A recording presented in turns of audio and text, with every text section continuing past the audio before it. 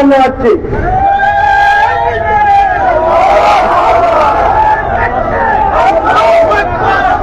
আলহামদুলিল্লাহ রাব্বিল আলামিন والصلاة والسلام على سيد المرسلين وعلى آله وصحبه أجمعين। আজকের এই বিক্ষোভ মিছিল পূর্ব সমাবেশের সম্মানিত সভাপতি, বাংলাদেশ জামাতে ইসলামী সিলেট মহানগরী শাখার সম্মানিত নায়েবে আমির ডক্টর নুরুল ইসলাম সাহেব, উপস্থিত নেতৃবৃন্দ, আমার সামনে উপস্থিত আমার প্রিয় ভাইয়েরা, এবার আমরা জামাতে ইসলামীকে দেখতে চাই। তার কারণ হলো জামাতে ইসলামী 54 বছরে সৎ এবং যোগ্য একজন লোক রয়েছে। আমি তার তীব্র নিন্দা এবং প্রতিবাদ করছি। আমি আল্লাহর উপরে ভরসা করে বলছি, আমাদের এই দুইজন ভাইয়ের চুল পরিমাণ কোন সম্পর্ক এই বিষয়ের সাথে নাই। কথাটা ঠিক কিনা বলে? সুতরাং এ ধরনের ষড়যন্ত্র আসবে, অতীতে এসেছে, এখনো আসবে। তাই এটা নিয়ে আমাদের ঘাবড়ানোর কোনো কারণ নেই। এখানে আসলে সম্পূর্ণরূপে প্রশাসন দায়ী। এই ডিসি সাহেবের এখানে আমরা বসেছি, আমরা চাপ দিয়েছি যে এতে কি ঘটনা, যে দিনের বেলা কাঁচার মিটিংকে জানিয়ে পুড়িয়ে দেওয়া হলো, এটা করা হলো, এটা করা হলো, আর রাতের বেলা হরিণ লোক এই ট্রাকও চলে আর বাড়ি থেকে মালও চুরি হয়।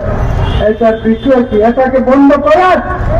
আরো বলছে পুলিশ আর্মি সবকিছু আছে, এটাকে বন্ধ করান। কিন্তু এই প্রশাসন বন্ধ করে নাই।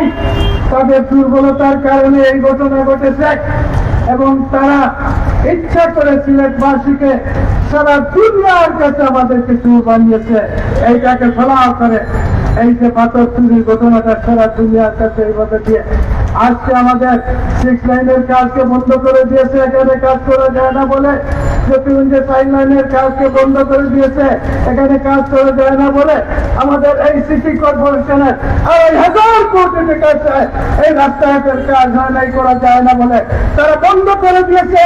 আজকে সিলেটের বিরুদ্ধে আসলে সিলেট বিদ্বেষীরা ঐক্যবদ্ধ হয়ে এই সমস্ত কাজগুলো করছে। এই সিলেটবাসী প্রস্তুতি নিচ্ছে তাদের বিদ্বেষের জবাব আজ হোক কালো আমরা সিলেটবাসীকে সাথে নিয়ে দেবো ইনশাআল্লাহ। তাই আমি সিলেটবাসীকে বলতে চাচ্ছি, ওই যারা যাদেরকে আসামি করেছে, এখানে আমরা ডিসি অফিসে বৈঠকে ছিলাম, এখানে ড্রাইভার এবং তাদের নেতারা সেখানে গিয়েছে এবং বলছে আমাদের একটা প্রতিবাদ মিছিল আছে, মিটিং আছে। সেখান থেকেই আমরা কিছু ভাইকে এখানে দিয়েছি, এই মিটিং এ এসে তারা শরীক হয়েছে এবং এই প্রতিবাদ করছে এগুলো বন্ধ করার জন্য এবং ট্রাক মালিক বা এদেরকে হয়রানি না করার জন্য। আমরা দেখলাম কিছু লোকের নাম দিল আর যারা ছিল কিছু লোকের দিল না। এই ধরনের খেলা খেলে সিলেটবাসীর ঐক্য বিনষ্ট করা যাবে না ইনশাআল্লাহ। সিলেটবাসী তোমাদের দুর্বিসন্ধি বুঝতে পেরেছে। তাই আজকে অত্যন্ত সতর্কতার সাথে বলছি, এই সিলেটে এখন নেতা নাই। সমস্যা হচ্ছে এই ঢাকাতে এমন কোন ব্যক্তি নেই যিনি এইটার প্রতিবাদ করবে। একজন উপদেষ্টা আছেন হবিগঞ্জের, তিনিও অর্ধেক বুঝেন, অর্ধেক এইটা আমাদের বুঝেন না। তাই আজকে সিলেটে যদি ইসরাফুর রহমানের মতো নেতৃত্বে থাকতো তাহলে এই ধরনের ঘটনা ঘটতো না। আজকে সিলেটকে এইভাবে লুট করে নেওয়া হয়েছে। তাই বন্ধুগণ, আমি সিলেটবাসীকে অনুরোধ করব, এই ইসলামী আন্দোলন যারা করেন তাদেরকে অনুরোধ করব যে আপনারা এই ধরনের আরো বড় অপবাদ আসতে পারে, আসবে। আজকে ঢাকা ভার্সিটির বিষয়টা দেখছেন যে ছাত্র শিবির কত ক্লিন কাজ করতেছে, এরপর একটার পর একটা নোটিশ, একটার পর একটা নোটিশ। তাই ইসলামের দিকে অগ্রসর হলেই শয়তান সক্রিয় হয়ে যায়। এইগুলো আসবে। তাই সিলেটবাসীকে সাথে নিয়ে প্রয়োজনে আমরা দাঁত বাংলার জবাব দিব, কিন্তু আমাদের ধৈর্য ত্রুটি ঘটাতে হবে না।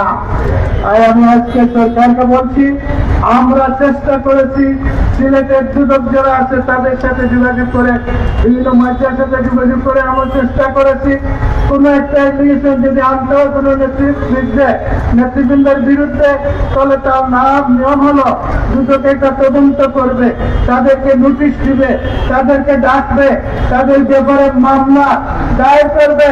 এই ধরনের কোনো কিছু না করে এই জামাতে ইসলামের মতো একটা পবিত্র সংগঠন, শহীদদের সংগঠন, করছেন, বিশ্বাস করুন এটা আপনাদেরকে ভোগ করতে হবে, আপনার সন্তানদেরকে ভোগ করতে হবে, আপনার পরিবারকে ভোগ করতে হবে। কারণ শহীদদের সংগঠন হচ্ছে এই জামাত ইসলামী। এটা যে সিনেমি খেলে কেউ পার পায় নাই, এই শেখ হাসিনা পার পায় নাই, আপনারা পার পাবেন না ইনশাআল্লাহ। আমি নেতৃবৃন্দ এবং এই সিনেটবাসীকে অনুরোধ করবো আমাদের সাথে ধৈর্যের সাথে আপনারা থাকেন। আমরা এটাকে আইনত পেশ করছি, আমরা সামাজিকভাবে পেশ করছি, আজকে প্রতিবাদের মাধ্যমে পেশ করছি। এরপরে যদি এই সরকার কয়েদের বুঝতে উদয় না হয় তাহলে আরো বড় কর্মসূচি আমরা দেব। সেই প্রস্তুত থাকতে আপনারা রাজি আছেন? হাত তুলেন, আমি দেখতে চাই। আমরা বসে থাকবো না। সবাইকে ধন্যবাদ। আসসালামু আলাইকুম ওয়া রাহমাতুল্লাহ।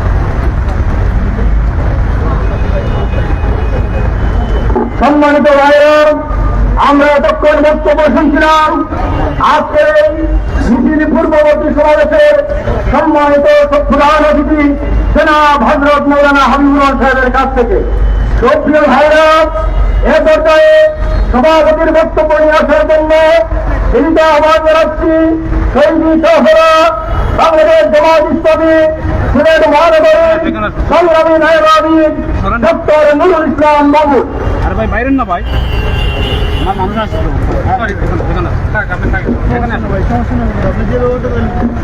আলহামদুলিল্লাহ রাব্বিল আলামিন ওয়াসসালাতু ওয়াসসালামু আলা আশরাফিল আমবিয়া ওয়াল মুরসালিন তখন তো আসিলেন রে ভাই। ওয়া আলা আলিহি ওয়া আসহাবিহি আজমাইন।